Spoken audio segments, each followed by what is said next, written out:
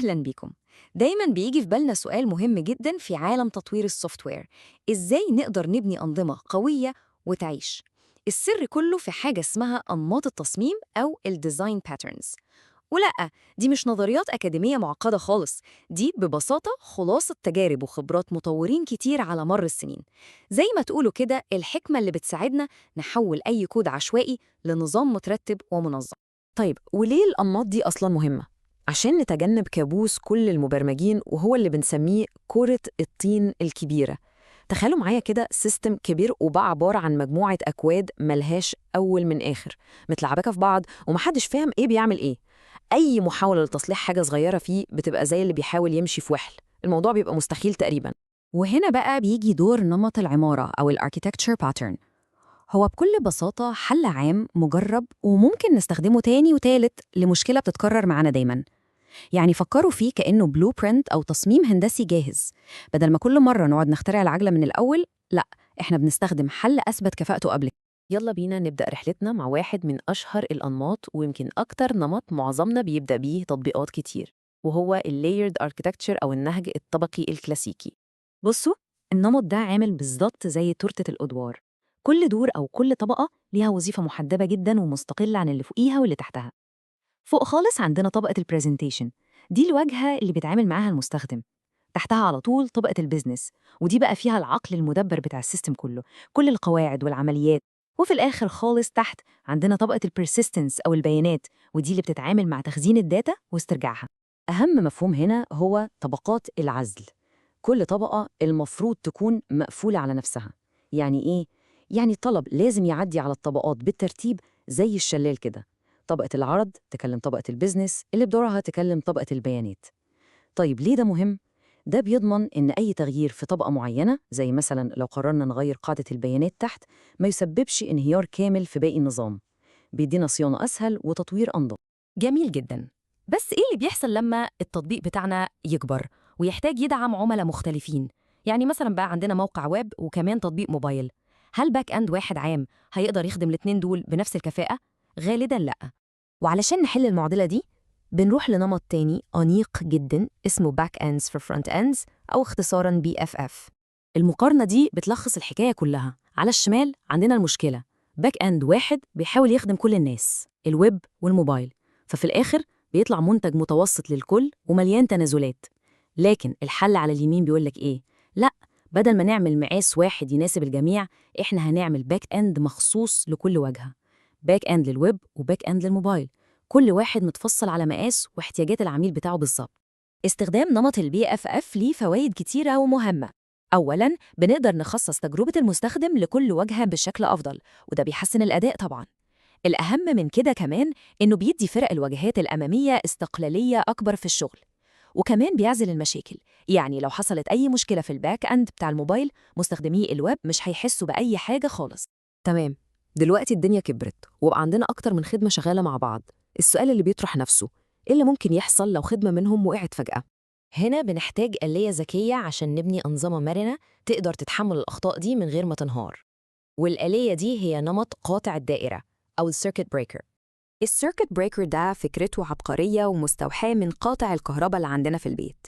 ليه 3 حالات بالظبط. الحالة العادية اسمها closed، وهنا الطلبات بتعدي عادي ومفيش مشاكل، بس في نفس الوقت هو بيعدل الأخطاء.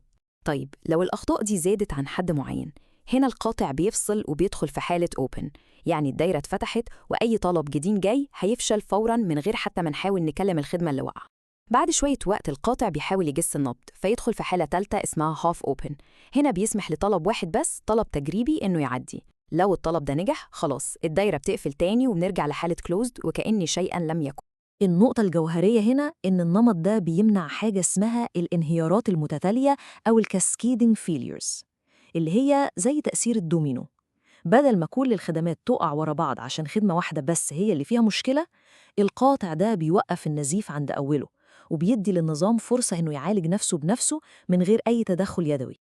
طيب خلينا ننقل كلامنا لطبقة البيانات. مع نمو الأنظمة بيظهر تحدي جديد: إزاي نتعامل مع المتطلبات المختلفة لعمليات قراءة البيانات وكتابتها. فمعظم الأنظمة عدد عمليات القراءة بيكون أكبر بكتير جدا من عمليات الكتابة. ولتحسين التعامل مع البيانات بنلجأ لنمط قوي جدا اسمه Command Query Responsibility Segregation أو اختصاراً CQRS. فكرة ال CQRS عبقرية في بساطتها، وهي إننا نفصل تماماً بين مسار الكتابة ومسار القراءة. الكوماندز هي الأوامر اللي بتغير حالة النظام، يعني بتكتب أو بتعدل في الداتا. أما الكويريز فهي عمليات الاستعلام اللي بتقرأ الداتا بس، والقاعدة الذهبية هنا بتقول الاستعلامات المفروض عمرها ما تغير أي حاجة في النظام. كل عملية وليها مسارها الخاص المتخصص فيه. نمط ال CQRS قوته بتتضاعف لما ندمجه مع نمط تاني اسمه Event Sourcing. فكروا في ال Event Sourcing ده كأنه دفتر حسابات البنك. إحنا مش بنغير الرصيد الحالي وخلاص، لأ، إحنا بنسجل كل عملية بتحصل، إيداع، سحب، كحدث جديد. يعني ال Event Sourcing بيركز على إيه اللي حصل. أما ال CQRS فبيركز على إزاي نوصل للداتا دي. فبيدينا طريقتين مختلفتين للتعامل مع الدفتر ده. طريقة سريعة جدا لتسجيل عملية جديدة Command، وطريقة تانية محسنة ومختلفة تماماً عشان نحسب الرصيد النهائي Query. الاتنين مع بعض بيدونا أداء خرافي وسجل تاريخي كامل لكل حاجة حصلت في النظام. اللي فات ده كان مجرد لمحة سريعة. أنماط التصميم دي جزء من صندوق أدوات أكبر بكتير للمهندس المعماري، وكل نمط فيهم بيحل مشكلة مختلفة. عندنا مثلا نمط اسمه السايد كار. تخيلوا إن التطبيق الأساسي بتاعنا هو عربية سباق.